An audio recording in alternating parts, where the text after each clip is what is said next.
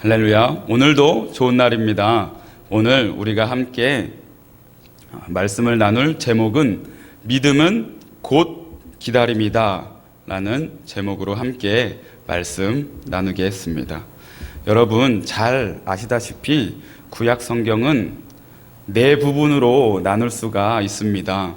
모세 오경과 그리고 그 오경을 제외한 역사서, 그리고 시가서, 마지막으로 예언서, 이렇게 네 부분으로 나눌 수가 있습니다.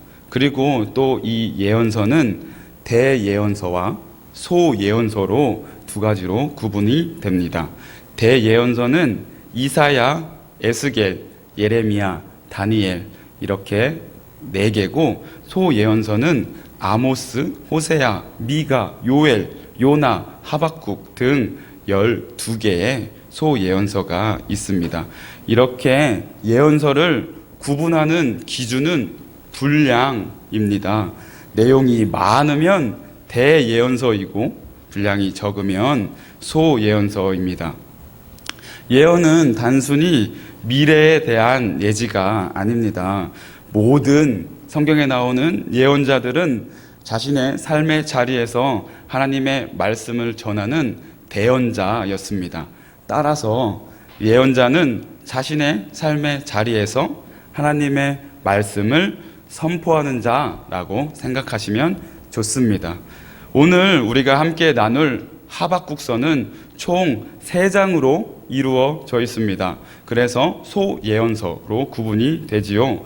보통의 예언서와는 달리 하박국에는 그 역사적인 시대와 그 하박국 자신에 대한 언급이 없습니다. 그래서 우리는 본문을 통해서 그 역사적 시대와 하박국에 대해서 유추해 볼 수가 있습니다. 하박국 1장 6절을 보면, 보라, 내가 사납고 성급한 백성 곧 땅의 넓은 곳으로 다니며 자기의 소유 아닌 거할 곳들을 점령하는 갈대아 사람을 일으켰나니 라고 했습니다. 여기서 갈대아 사람이 등장합니다.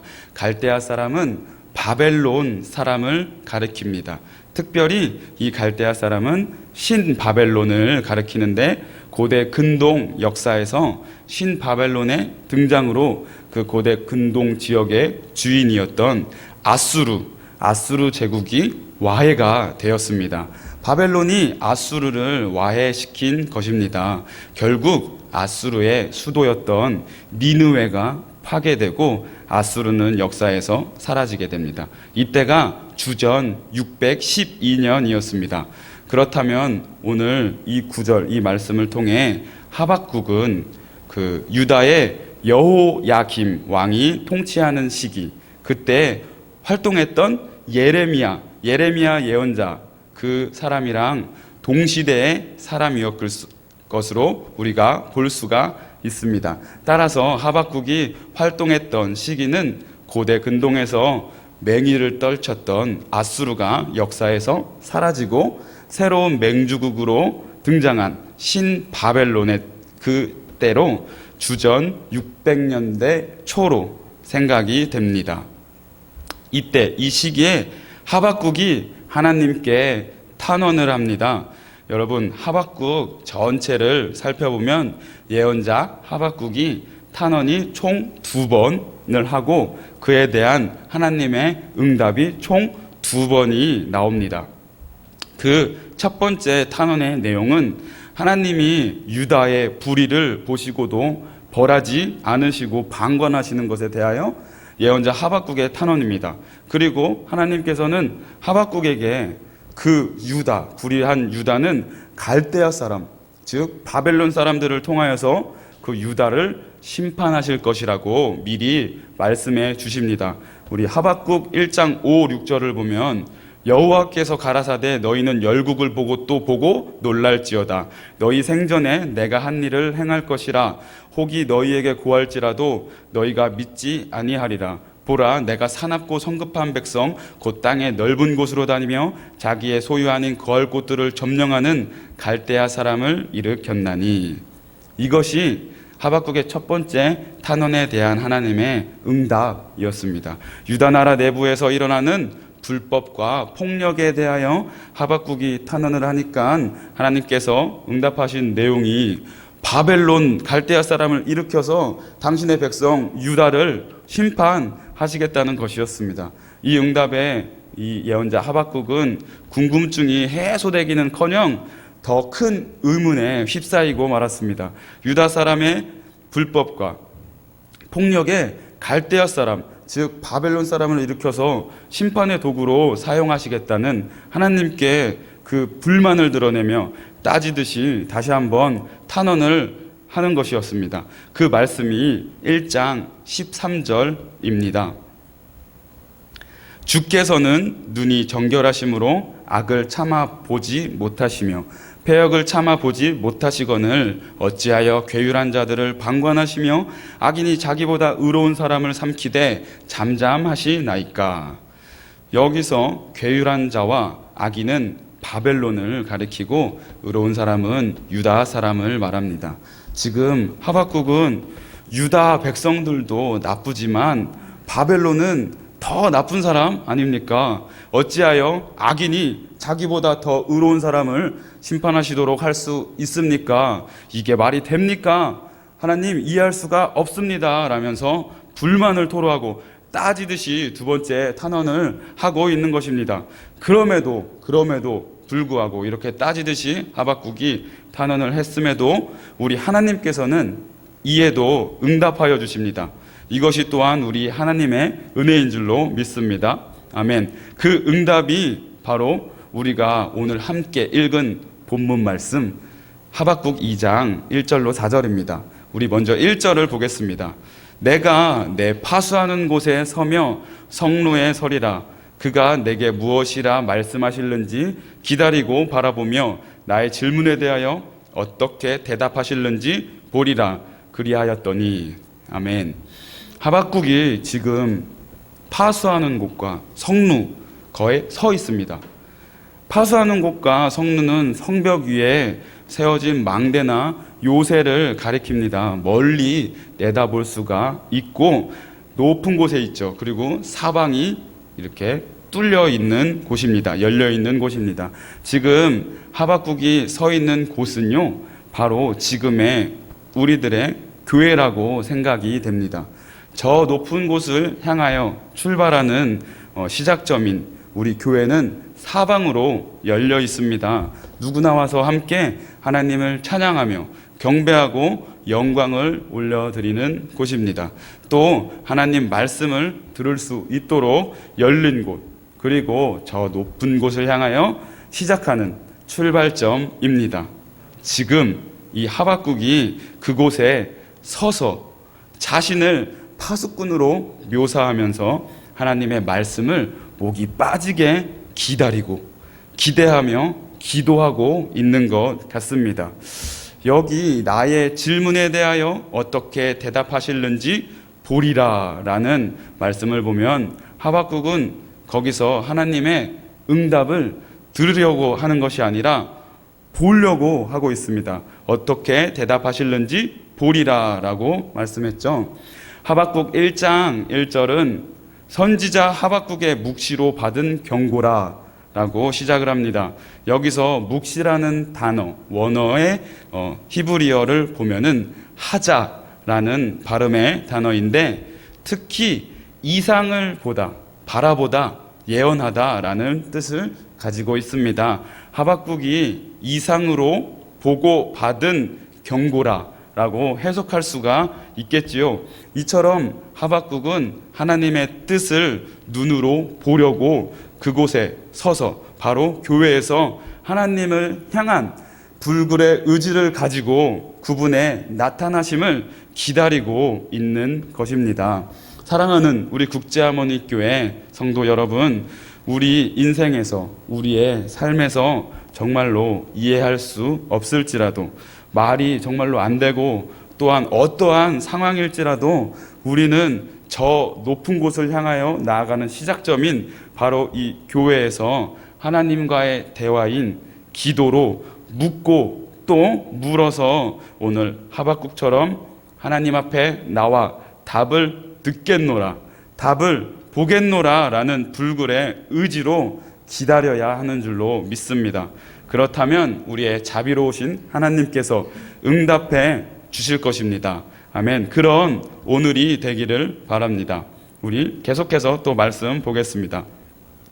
여러분, 우리는 하박국처럼 하나님께서 응답하실 것을 확실히 믿고 기다려야 한다고 방금 우리가 나눴습니다. 그래서 하박국은 마침내 하나님의 응답을 받았습니다. 불굴의 의지로 또 응답의 확신을 가지고 믿음으로 기다렸더니 하나님께서 결국 하박국에게 그 이상의 일을 보여주시고 명령하셨습니다.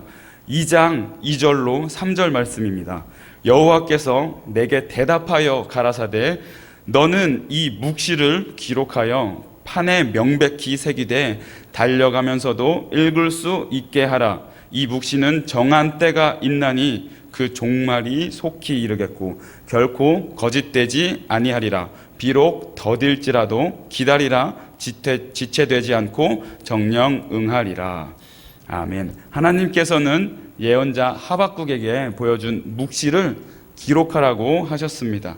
이것은 하나님으로부터 말씀이 선포되는 그 현장에서 직접 듣지 못했거나 들을 수 없었던 사람들을 위한 조치로 볼 수가 있습니다. 이렇게 기록된 말씀은 그 전달의 범위가 공간적으로나 시간적으로나 엄청나게 넓어지며 그 말씀의 영향력도 더욱 풍성하고 확대시켜 줍니다. 이렇게 기록된 묵시는 오늘 하박국 2장 4절 이하에 쭉 기록이 되어 있는데 오늘날 우리가 이렇게 하박국서를 읽을 수 있는 것이 바로 이런 이유 때문입니다. 그런데 여기서 이 묵시는 정한 때가 있다고 말씀하셨습니다. 구약 성경에서 정한 때의 개념은 보통 여자의 임신기간, 그게 10개월 정도가 되는데 그 마지막 때, 임신기간의 그 마지막 때에 사용이 됩니다. 창세기 18장 14절에서 하나님은 아브라함에게 정한 때가 이르면 아들을 낳을 것이라고 약속하셨습니다. 여호와께 능치 못한 일이 있겠느냐? 기한이 이를 때에 내가 내게로 돌아오리니 사라에게 아들이 있으리라. 아멘. 사라가 이삭을 낳았습니다. 이삭을 낳았을 때에 아브라함의 나이가 100세라고 성경은 말하고 있습니다. 따라서 이 말씀을 보면 이 정한 때는 비록 하나님이 계시하시고 지시하셨던 그 약속의 말씀이 너무 길고 우리에게 때로는 전혀 오지 않을 것처럼 지루하게 느껴질지라도 때가 되면 당연히 아이를 낳는 것처럼 반드시 그 정한 때에 보여지고 나타날 것이라는 말씀입니다. 또 보면은 정한 때가 있고 또 종말이 속히 이르겠고 라고 하박국서에 적혀 있습니다. 기록되어 있습니다. 여기서 종말은 히브리어로 캐츠라는 단어입니다. 여기서 이 단어는 종말론적인 개념이 아니고 마지막 때의 의미로 쓰인 것이 아니라 아주 근접한 미래에 일어날 일을 말하는 것입니다. 따라서 정한 때와 종말이라는 표현은 바벨론으로 인한 공경, 우리가 이해할 수 없는 상황과 고난, 고통, 이것들이 머지않아 곧 장래에 종식될 것임을 말하고 있는 것입니다. 그런데 여기서 정말로 제일 중요한 것은 그 정한 때와 종말은 하나님께서 정하신 시간이라는 것입니다. 하나님이 정하신 때는 어느 누구도 바꿀 수 없는 불변의 시간입니다. 그때 그 시간은 우리의 소관이 아니라 하나님의 주권, 하나님의 절대 주권 아래에 있는 것입니다. 이럴 때 정말로 우리에게는 믿음이 필요한 것 같습니다. 3절 하반절에 비록 더딜지라도 기다리라, 지체되지 않고 정령 응하리라 말씀하신 것처럼 하나님께서는 우리에게 하나님의 말씀을 응답할 것이니 조급해하지 말고 끝까지 하나님을 의지하고 신뢰하며 기다리라고 말씀하고 계십니다. 사랑하는 우리 국제하모니교회 성도 여러분, 오늘의 말씀 제목이 믿음은 곧 기다림입니다 였지요. 우리 함께 같이 따라해 볼까요? 믿음은 곧 기다림입니다. 곧 기다림입니다. 네, 그렇습니다. 믿음은 곧 기다림입니다.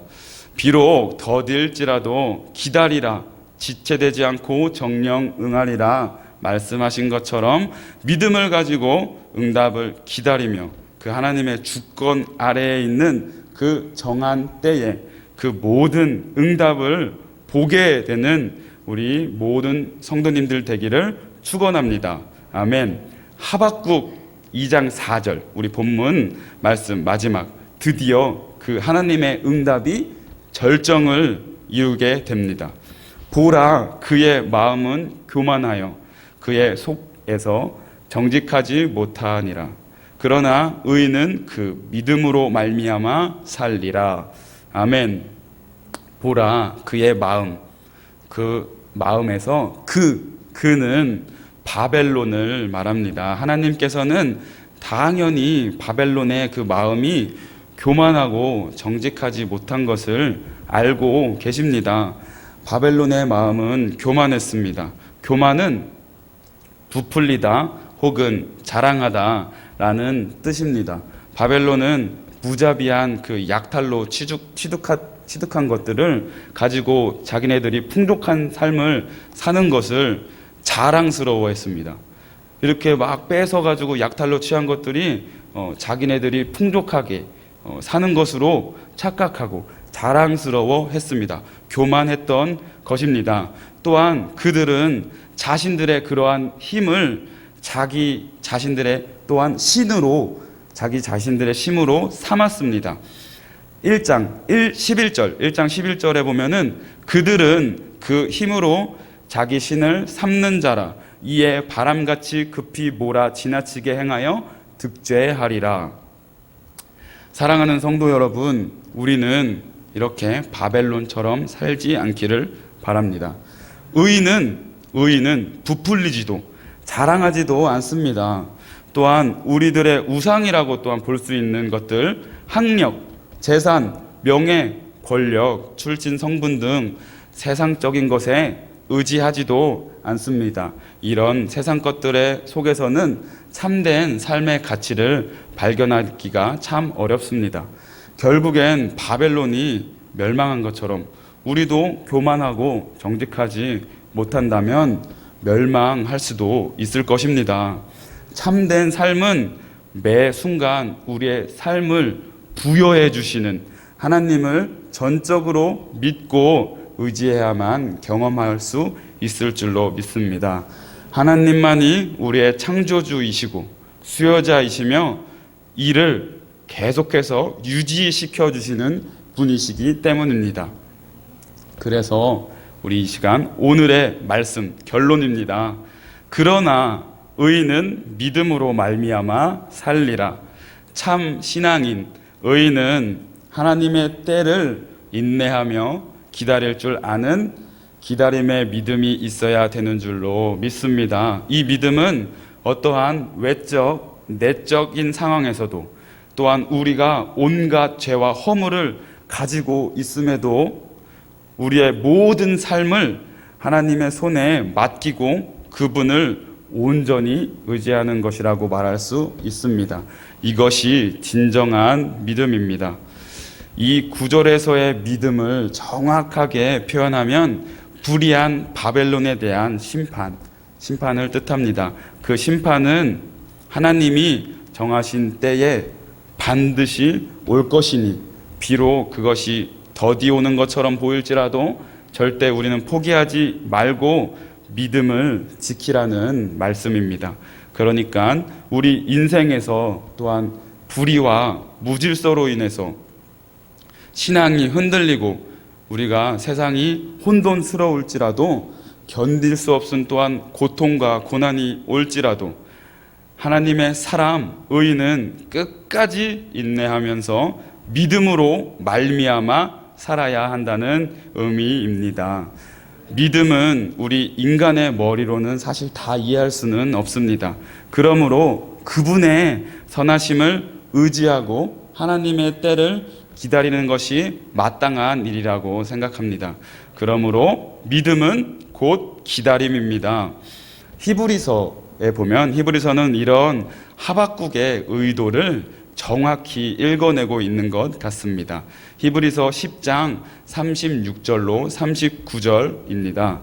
너희에게 인내가 필요함은 너희가 하나님의 뜻을 행한 후에 약속을 받기 위함이라. 잠시 잠깐 후면 오시리가 오시리니 지체하지 아니하시리라. 오직 나의 의는 믿음으로 말미암아 살리라. 또한 뒤로 물러가면 내 마음이 저를 기뻐하지 아니하리라 하셨느니라. 우리는 뒤로 물러가는 침륜에 빠질 자가 아니요 오직 영혼을 구원함의 이름을 믿음을 가진 자니라. 아멘. 신자들에게 뒤로 물러서지 말라고 히브리서는 말하고 있습니다.